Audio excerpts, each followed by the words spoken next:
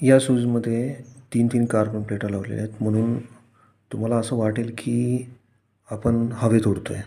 म्हणजे साहजिकच आहे की एवढी सगळी तुम्ही बघू शकता की कार्बन प्लेट आहेत. ही रप्पर बघू शकता तुम्ही क्वालिटी.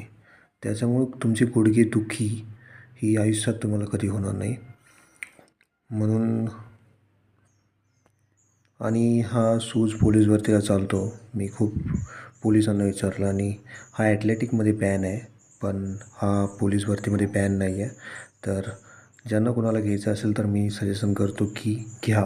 पण एक सांगू इच्छितो की मी जेव्हा घेतला हा शूज त्यावेळेस हा तुम्ही इथं बघू शकता की इथे मॅट नाही आहे मित्रांनो.